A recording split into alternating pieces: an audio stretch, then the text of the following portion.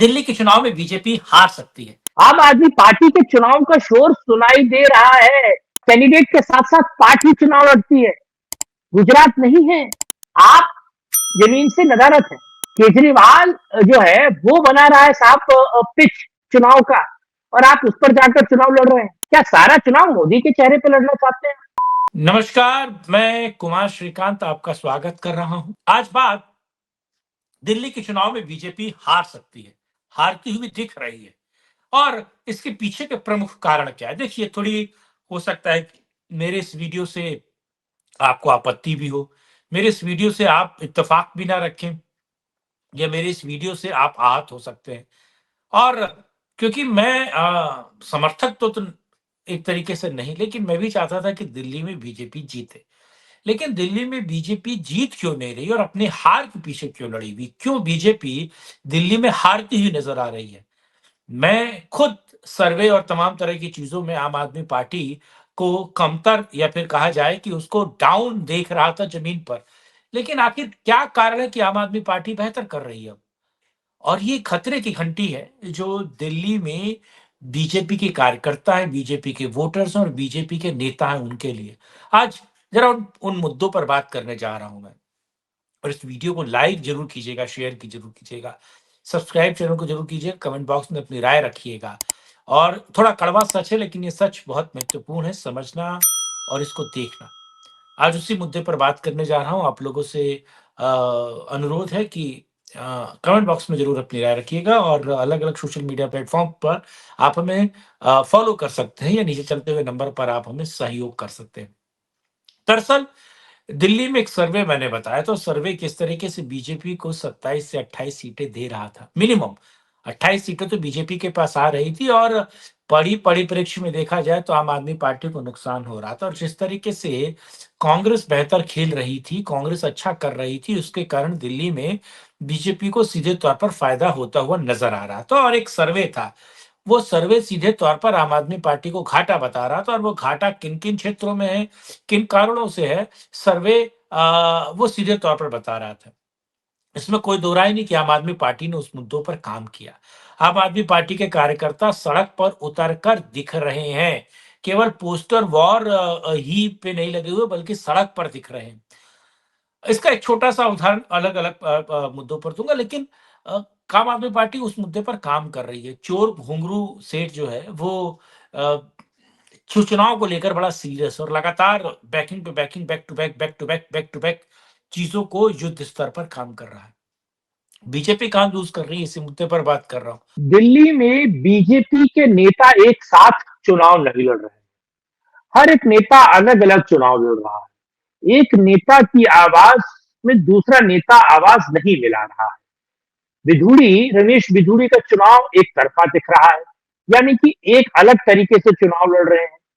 आप प्रवेश वर्मा का चुनाव अपना एक अलग तरीके से दिख रहा है, यानी कि दोनों में कोई सामंजस्य नहीं है। दोनों बड़े नेता है, बड़ा चेहरा है, एक दूसरे को इको करते हुए नहीं दिख रहे हैं, एक दूसरे के साथ लड़ते हुए नहीं दिख रहे हैं। एक प्लस वन 11 नहीं हो रहा, बल्कि 1+1 0 हो जा रहा है। इस तौर पर बीजेपी सबसे बड़ी समस्या उसके साथ यही है। पार्टी में बड़े पैमाने पर बिखराव है। चुनाव व्यक्तिवादी हो जा रहा है, यानी कि एक-एक व्यक्ति अपने हिसाब से चुनाव लड़ रहा है, यानी कि अपनी डपली अपना राग। आप दिल्ली में जाकर देखिए, आपको पता चलेगा हर एक व्यक्ति के चुनाव से दूसरा व्यक्ति जो उसके चुनाव में या फिर उसकी सीट पर टॉप अप कर सकता है, कुछ लोग ला सकता है, उसका फायदा करवा सकता है, वो व्यक्ति या तो बिल्कुल गायब है या फिर उसको हाशिए पे कर दिया गया, यानी कि एक दूसरे की पूछ खत्म कर दी गई है। व्यक्तिवादी चुनाव हो गया है। दूसरा कारण कि मुझे लगता है रमेश बिधूड़ी हो या प्रवेश वर्मा हो, वो चुनाव एक दूसरे से अलग इसलिए लड़ रहे हैं क्योंकि वो चाहते हैं कि वो सीएम का फेस हो। गाहे बगाए सीएम के तौर पर वो कह रहे हैं कि मैं आतिशी के खिलाफ लड़ रहा हूं, यानी कि मैं सीएम के खिलाफ लड़ रहा हूं। वो कह रहे हैं मैं केजरीवाल के खिलाफ लड़ रहा हूं, यानी कि मैं आम आदमी पार्टी के खिलाफ लड़ रहा हूं और सीएम का चेहरा मुझे होना चाहिए। यानी ये चुनाव अपने चेहरे के लिए लड़ा जा रहा है, बीजेपी को जिताने के लिए नहीं लड़ा जा रहा। अब ये सोचिए इसके अर्थ। तीसरा, हर एक व्यक्ति पार्टी की इकाई हो, नेशनल इकाई हो या आप सोचिए कि राज्य की इकाई हो, वो पूरे के पूरे चुनाव को अलग तरीके से लड़ने की कोशिश कर रहे हैं। यानी 29 लोगों की सीट कंफर्म हो गई है, टिकट आ गया। अब 31 लोगों की टिकट कब आएगा? चुनाव घोषित हो चुका है। क्या 5 तारीख को वोट पड़ने वाला है और 4 तारीख की शाम को आप नाम लाएंगे? और क्या आपने गुजरात समझ रखा है? और गुजरात समझ रखा है कि साहब केवल कमल के फूल पर ही वोट पड़ेगा? यहाँ पर कैंडिडेट का कुछ खास नाम जरूरी नहीं होता है। दिल्ली का चुनाव कैंडिडेट के ऊपर होता है और कैंडिडेट के साथ साथ पार्टी चुनाव लड़ती है। गुजरात नहीं है। इसको समझने की भूल आप 31 लोगों का नाम कब लाएंगे? क्या उसको लेकर डरे हुए हैं, सहमे हुए हैं कि पार्टी में फूट हो जाएगी, भगदड़ हो जाएगी? तो वो नाम किस दिन लाएंगे नड्डा जी? गड्ढा आपने किया हुआ है, खैर छोड़िए। तो एक चीजों को लेकर क्लियरिटी नहीं। दूसरा आप समझिए, अलग मुद्दे पर सोशल मीडिया पे बीजेपी पिछड़ती हुई दिखाई दे रही है। यानी कि देखिए, एक होता है नैरेटिव तैयार करना, यानी कि आप अपने चुनाव का पूरा नैरेटिव बना रहे हैं, और दूसरा होता है काउंटर नैरेटिव तैयार करना। अरविंद केजरीवाल का कोई क्लिप आता है, कोई बाइट आती है, या फिर कहा जाए कोई इंटरव्यू होता है, दिल्ली बीजेपी उस क्लिप को कट करके उसके लेकर फैक्ट चेक कर देती है। तुरंत आधे घंटे के अंदर हो जाता है, फैक्ट चेकिंग हो जा रहा है, काउंटर नैरेटिव हो जा रहा है। लेकिन आप अपना नैरेटिव कब बनाएंगे? आप कब, आपकी चीजों पर फैक्ट चेक कब होगा? यानी कि आप केजरीवाल की बनी हुई पिच पर खेल रहे हैं। केजरीवाल जो है वो बना रहा है साहब पिच चुनाव का, और आप उस पर जाकर चुनाव लड़ रहे हैं। नैरेटिव बनाने वाला केजरीवाल है, आप केवल और केवल उसको एक तरीके से डाइजेस्ट कर रहे हैं, देख रहे हैं, उसके हिसाब से खुद को बनाने की कोशिश कर रहे हैं, देखने की कोशिश कर रहे हैं। एक और इको नहीं है। इको यानी कि पूरा चुनाव का शोर सुनाई देता है। आम आदमी पार्टी के चुनाव का शोर सुनाई दे रहा है। बीजेपी के चुनाव का शोर दिल्ली में सुनाई नहीं दे रहा है। आप ये लगे हुए हैं, आप जमीन से नदारत है। पोस्टर पे जो गली गली लगते हैं, उन पर चुनाव लड़ लेंगे, जीत लेंगे आप? बिल्कुल नहीं। वो चीजें जमीन पर गायब। एक और बहुत महत्वपूर्ण चीज, आम आदमी पार्टी की पूरी कोर टीम एक साथ नजर आती है। जिसका एक उदाहरण देता हूँ। 8 PM का एक शो आता है, 8 PM एक यूट्यूब चैनल लखनऊ का एक समाजवादी पार्टी का पत्रकार है।